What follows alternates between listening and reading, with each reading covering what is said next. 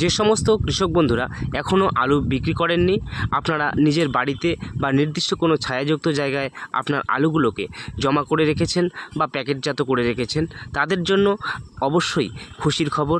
দ্রুত বৃদ্ধি পাচ্ছে আলুর দাম, হুড়মুড়িয়ে বেড়েই যাচ্ছে আলুর দাম। তো আগামী দিনে আরও কতটা বাড়তে পারে আলুর দাম, সেই বিষয়ে আজকের ভিডিওতে আলোচনা করব। তাই আপনি যদি এখনও আলু বিক্রি করেননি, আপনি আলু গোলা করে রেখেছেন, তাহলে আজকের জন্য অবশ্যই আপনি ভিডিওটি সম্পূর্ণ দেখার চেষ্টা করবেন। এই ভিডিওটি আপনার অবশ্যই গুরুত্বপূর্ণ হতে পারে। তো কৃষক বন্ধু, এই ধরনের কৃষি বিষয়ক যে কোনো ধরনের পরিচর্যামূলক ভিডিও নিয়মিত পাওয়ার জন্য অবশ্যই চ্যানেলটিকে সাবস্ক্রাইব করে রাখবেন, যাতে আগামী দিনে আলু সম্পর্কিত বিভিন্ন তথ্য আপনার কাছে পৌঁছে যায়। আর অবশ্যই ভিডিওটি প্রচুর পরিমাণে কৃষক বন্ধুদের কাছে শেয়ার করবেন, যাতে প্রত্যেকেই ভিডিওটি দেখে উপকৃত হতে পারেন। অবশ্যই একটি লাইক দেবেন এবং কমেন্টে কিছু জানার থাকলে লিখতে ভুলবেন না। তো চলুন পরবর্তী আলোচনায় যাওয়া যাক। তো কৃষক বন্ধু, আপনি যদি আলু এখনও বিক্রি করেননি, তাহলে আপনার জন্য অবশ্যই দ্রুত হারে দাম বৃদ্ধি পাওয়ার সম্ভাবনা রয়েছে। কারণ উত্তরবঙ্গের প্রায় সমস্ত হিমঘর বন্ধ হয়ে গেছে, আর এই মুহূর্তে চাষির কাছেও আলু সীমিত হয়ে গেছে, যার কারণে পর্যাপ্ত পরিমাণে যে আলুর চাহিদা রয়েছে তা কোনোভাবেই পূরণ হচ্ছে না বর্তমানে। তো এই রকম পরিস্থিতিতে বাজার কতটা বাড়তে পারে, সেটা অবশ্যই চাষিরা নিজেরাই নির্ধারণ করতে পারবেন। কারণ যে সমস্ত চাষিরা আলু এখনও বিক্রি করেননি, তারা যদি প্রত্যেকেই সিদ্ধান্ত নেন যে এই বাজার দরেও আমরা আলু বিক্রি করব না, তাহলে ব্যবসায়ীরা কোনোভাবেই আলুর চাহিদা পূরণ করতে পারবে না। আর যখন সঠিকভাবে আলুর চাহিদা পূরণ হবে না, তখনই দাম অবশ্যই বৃদ্ধি পাবে। এইভাবে অবশ্যই চাষিরা নিজের ফসলের দাম নির্ধারণ নিজেরাই করতে পারবেন। তো অবশ্যই সেটা কিছু সময় ধরে হতে পারে, কারণ বেশি দিন এই আলুগুলোকে যদি আপনি জমিয়ে রাখার চেষ্টা করেন, সেক্ষেত্রে আপনাকে অবশ্যই ঝুঁকি নিতে হবে। কিছু আলু নষ্ট হয়ে যাওয়ার সম্ভাবনাও থাকতে পারে। তো অবশ্যই সেটি সময় মতো আপনার নির্ধারণ করার চিন্তাভাবনা করতে হবে। এইভাবে অবশ্যই আপনি নিজের আলুর দাম নিজেই বৃদ্ধি করতে পারবেন, কারণ ব্যবসায়ীদের আর অন্য কোনো উপায় নেই। যে আলুগুলো আগে কিনে ফেলেছেন, সেগুলো সম্পূর্ণ হিমঘরে লোড হয়ে গেছে এবং বর্তমানে যে আলুগুলো চাষির কাছে রয়েছে, সেই আলুগুলোই তাদের ভরসা।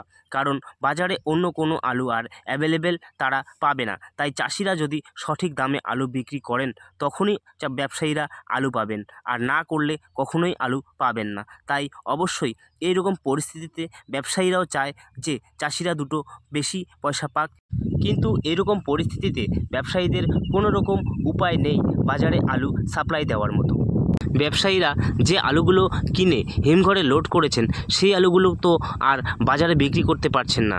সেটা অবশ্যই 2 থেকে 3 মাস পরবর্তী সময়ে হিমঘর যখন খুলবে, তারপরেই সম্ভব হবে। তো এখন যেহেতু বাজারে আলুর চাহিদা বেড়েছে, আসাম, ত্রিপুরা, বিহার, উড়িষ্যা নানা রাজ্যে আলুর চাহিদা বেড়েছে, যার কারণে আলু পর্যাপ্ত পরিমাণে আমদানি হচ্ছে না।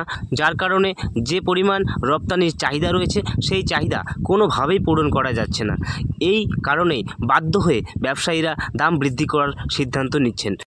এইরকম পরিস্থিতিতে আপনারা চাষিরা যদি দাম বৃদ্ধি করার চিন্তাভাবনা করেন, তাহলে অবশ্যই আপনাকে আলু আরও কিছুদিন ধরে রাখতে হবে।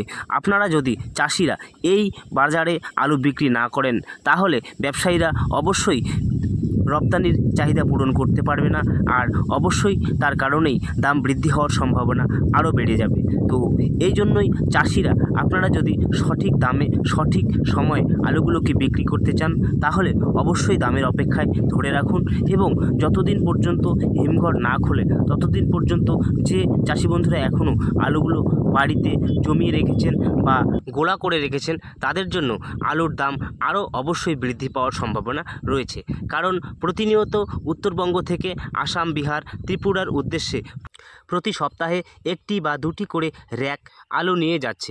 আর এইভাবে যদি প্রতিনিয়ত উত্তরবঙ্গের আলু ভিন রাজ্যের দিকে যেতে থাকে, তাহলে দাম অবশ্যই বাড়ার সম্ভাবনা রয়েছে। তো আগামী 10 থেকে 15 দিনের মধ্যে আরও দাম অনেকটাই ঊর্ধ্বগামী হওয়ার সম্ভাবনা রয়েছে।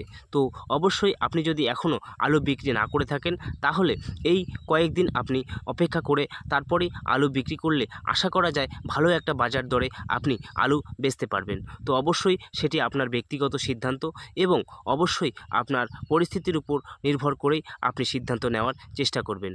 তো অবশ্যই ভিডিওটিতে শেষ পর্যন্ত থাকার জন্য আপনাকে অসংখ্য ধন্যবাদ। এতক্ষণ ভিডিওটি দেখার পরে যদি আপনার ভালো লেগে থাকে তাহলে অবশ্যই একটি লাইক করবেন এবং আপনার মতামত কমেন্টে লিখে জানাবেন। তো দেখা হবে পরের ভিডিওতে কোনো গুরুত্বপূর্ণ বিষয় নিয়ে। ততক্ষণে ভালো থাকবেন, সুস্থ থাকবেন। ধন্যবাদ।